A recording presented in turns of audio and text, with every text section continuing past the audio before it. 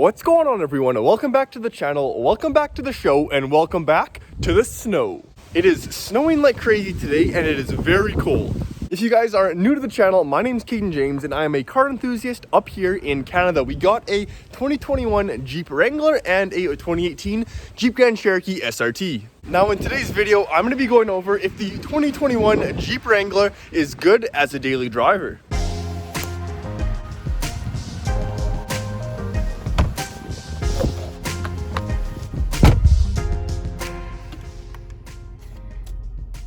So yes, in today's video, I'm going to be going over if the all-new 2021 Jeep Wrangler Sahara is good enough to daily drive. Now, some people love this vehicle, some people hate this vehicle, and I'm going to tell you guys exactly why people love and hate this vehicle. Hopefully, it'll help you guys come to a conclusion if the Jeep Wrangler is right for you. Now, with that being said, you already know the drill.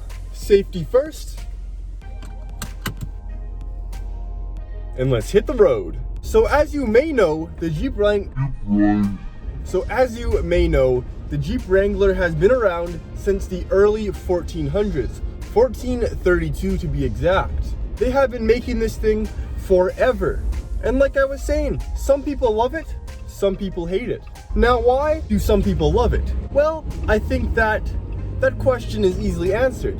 It is an off-road machine, and it is fully capable of handling any condition and terrain. There are so many features on this Jeep and so many upgrades, and it's so customizable, and people just love that about this vehicle. Also, there are plenty of different models for you to choose from. Some are more off-road focused, and some are more daily drivable. Now, the ones that are a little bit more luxurious can run you a pretty penny, upwards of $50,000 or $60,000 Canadian. There are plenty of options that you can tack on and plenty of aftermarket upgrades. And not to mention, the ladies love it. Kind of like my shades. Oh, also, if you guys haven't subscribed already, please hit the subscribe button. Thumbs up too if you guys like this type of content. Also, some people love the styling of the Jeep Wrangler. It's super rugged and it's pretty aggressive in my opinion. I'm going to pull over and I'm going to show you all the features that this Jeep Wrangler has to offer. So this Wrangler has more features than it ever has before. Not only do you have this beautiful leather wrapped, white stitched steering wheel, you got a cool screen on your dash to show you your kilometers, your range. There's a bunch of different options that you can go through on this screen. And then you look over to the right and we have a full LED touchscreen. This vehicle is equipped with Apple CarPlay, Android Auto. It can do everything. You have dual zone climates. And now, not only is this a pure off-road machine, this is actually a very functional, very practical daily driver. So yeah, dual zone climate, you got apps. You can have your backup camera, your phone, there's a compass on this bad boy. Look at that, we're west. Okay, I like to call this thing the affordable G-Wagon. And then as we take a look around, we actually have a pretty stylish interior. We got the Sahara seats, the cloth seats.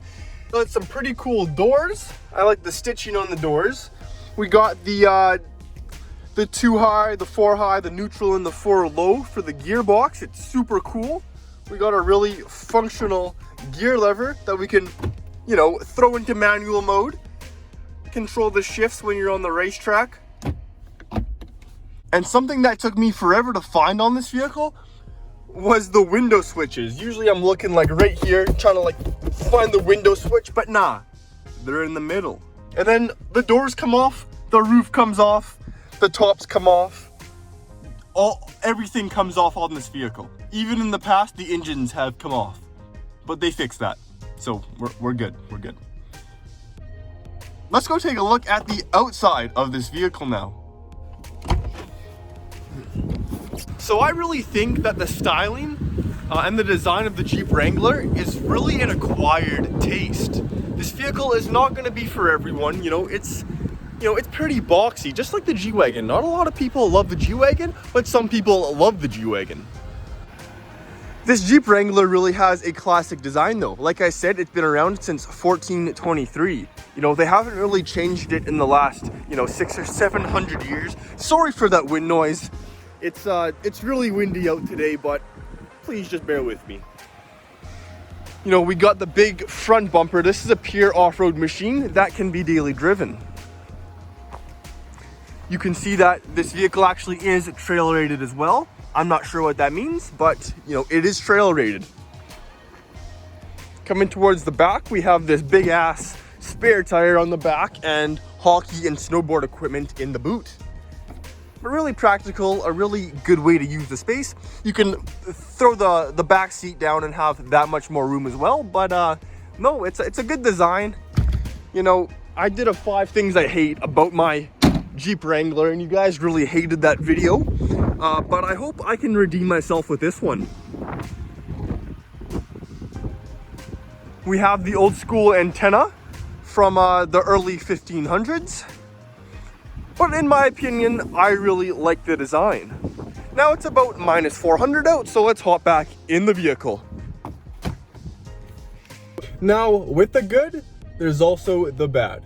Unfortunately, the Jeep Wrangler is made for the off-road. With that being said, the steering is very loose and there's a lot of play while you're driving. So sometimes when you are on the highway, it kind of feels like your steering isn't really balanced. It kind of feels like you always have to have both hands on the wheel, which you always should have both hands on the wheel, but you know, sometimes you want to feel cool, but like when you're trying to feel cool, you have to like keep going back and forth because you kind of feel like you're going to go off the road. But if you are a responsible driver with both hands on the wheel, 10 and 2, you'll have no issue. Sometimes you'll find that you're doing a little bit of this when you're going in a straight line though, which can be annoying for some, but for others, it can just be a drop in the bucket. Now, sometimes when you have the vehicle in for a low in the winter time because you want to have that low end torque and you don't want to have that high of RPMs when you're climbing in the snow, the wheels can start to stick and they can start to, you know, kind of jolt the vehicle, as what would normally happen when you have it in for a low. So sometimes when you have it, you know, cranked, the wheels can start to like, you know, I don't know how to explain it, but you know the feeling. Stick, you know, if you will.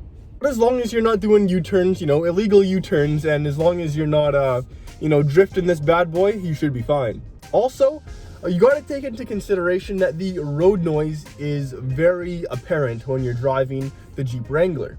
You know, you got a hollow shell. This vehicle's pretty much a shell. You can hear how hollow it is. I can have this roof off in about 5 seconds, so the road noise and the concealment isn't going to be too great.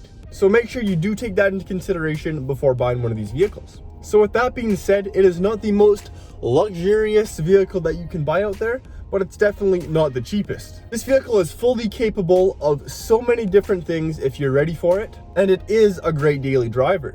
And it really comes down to if you like that kind of thing. Are you into, you know, having a little bit more road noise, or are you into, you know, not having the most precise steering? Or do you need that? Do you need precise steering and maximal comfort and no road noise? That's something that you need to consider before getting this vehicle. What's great is that it's super practical. You can, you know, throw the hockey gear in the back. You can throw a snowboard on a roof rack up top, but take the roof off. It's just a fun time. You can take all your Instagram pictures with your, you know, your head through the roof. Oh, it's really fun. But with that being said, I really hope you guys enjoyed today's video. If you haven't already, please hit that subscribe button if you guys like this type of content, and we'll see you guys next time.